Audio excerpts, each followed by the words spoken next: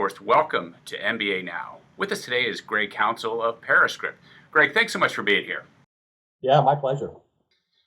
So, Greg, first I want to ask you about the mountain of paperwork that still exists, in all forms of lending. Why can't this be, addressed, and why can't data standards fix this?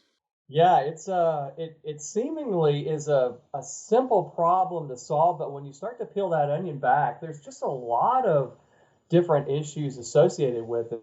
And from we were in a conversation with a senior product person at a major lender, and she referred to it as just this comfortable binky, so to speak. That there's just this attachment with documents and the feel good factor, let alone the amount of behavior around a risk averseness that conspires in there. There's just the practical difficulty with adoption of technology. And then, of course, there's once you've figured out what type of technology you'd like to do to alleviate yourself from use of or having to manually process documents, there's the whole process, there's the art of how do you want to integrate that and the change management that occurs with it. So it's seemingly, unfortunately, organizations often take this should be simpler, and they go into it and they rush into this problem with the eagerness of solving it in a simple way, and they quickly find that they get mired into all sorts of issues that slow things down significantly, and unfortunately, a lot of times actually create such havoc that the projects just stop. They just drop them all together. So, what has changed in regards to technology that can really change things?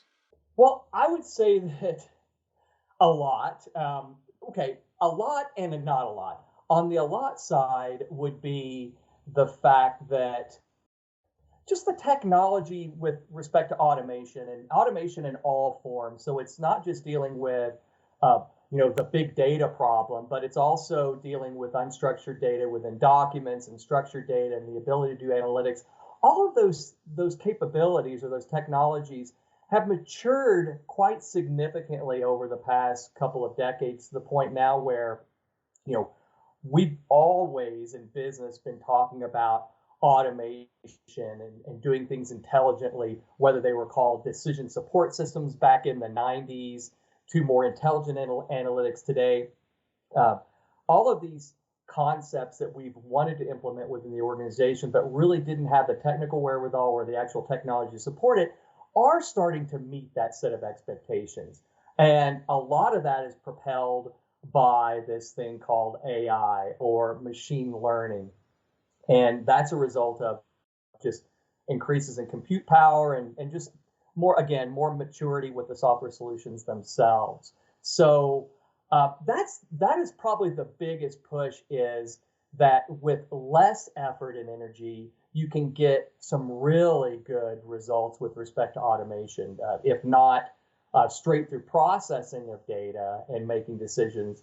If not that, then certainly an alleviation or significant alleviation of all the process frictions.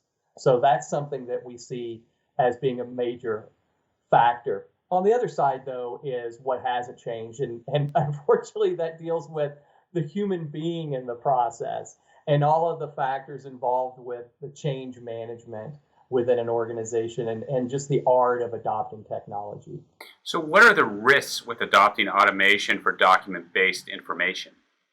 Yeah, in short, there's probably, if you were to slice it up into the different areas, I think I'd start with the risk number one is not really in the approach to begin with, and that starts with just a general understanding of what level of automation is practical within a certain given process, whether that's on the origination side or whether it's a post-closing audit type of process, but just trying to get a feel and getting educated enough to where you can set expectations appropriately.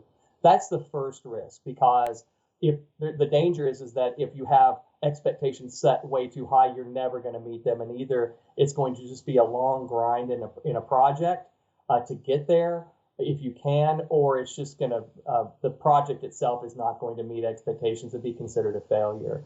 Part and parcel with that is setting expectations is with the ability to identify the specific requirements with respect to automation. And the requirements are key because that really drives the approach in technology identification and ultimately selection. So those two really go hand in hand. And I would say risk number one and number two. Well, so what really matters when it comes to using automation in this regard? What matters in using automation? I would say if you look at automation, you can look at it in two categories. One is automation to become more efficient. And so I consider that assistive automation. So it's the art and the approach of applying different types of technologies for automation that work in concert with human beings to relieve the drudgery or the things that are more rote in terms of processes that can be just taken over by systems or other types of software to do that. So the thing that matters there is just the general efficiency of a process, and you can measure that in terms of time it takes to review a loan application or the required supporting paperwork. So we define that often in terms of the number of tasks and what can be obviated, and ultimately how efficient that knowledge worker is or that person is. The second one is a little bit more difficult to understand because it deals with more data science principles. And this is where I get into terms like accuracy or straight through processing types of capabilities.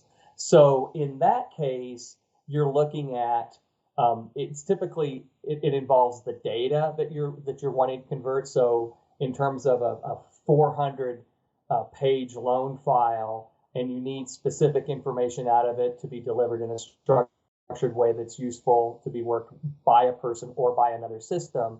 It's really about how much of that data you can locate and pull out of those documents at a specific level of accuracy.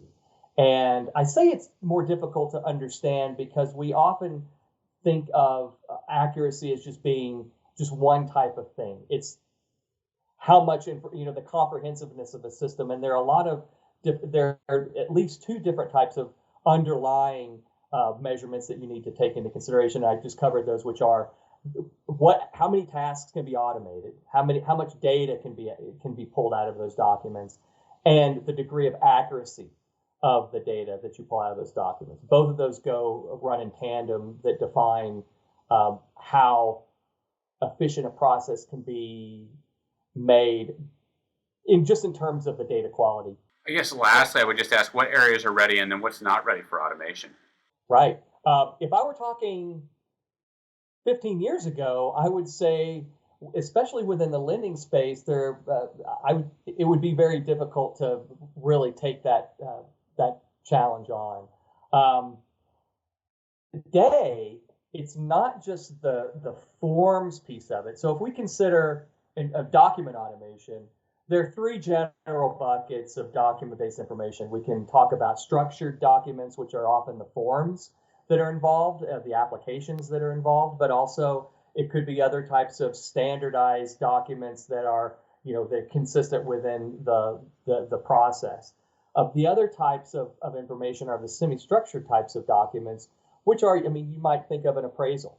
That may be a combination of both some structured form data, but also some highly variable data out of it. And then the last one, which was the most difficult, were those unstructured documents where you could consider them the deeds or the promissory notes or other types of documentation where you didn't have reliable positions of where the data are or labels to describe where the data are. And those are pretty much off limits. So I would say in terms of the most reliable areas are definitely within those structured documents, as well as the semi-structured documents. The technologies and the techniques that are applied to delivering high degrees of precision and high amounts of data are tried and true. Probably 2 decades worth of real practical hands-on experience with that. The latest area, though, that I would caution organizations to just test out is in that unstructured realm where you're having to apply new types of techniques and technologies, natural language processing being one of them, to be able to reliably locate that data. But I would say that we're probably about another 18 months out from having all three of those document types and the data that you need out of them being able to be processed or parsed with a high degree of reliability. So it's really the light is at the end of the tunnel, so to speak. Well, it's really sooner than we would have expected. It's great to hear. Greg, thanks so much again for stopping by, talking a little bit about how you see technology tackling paperwork in the years ahead. Appreciate it. My pleasure.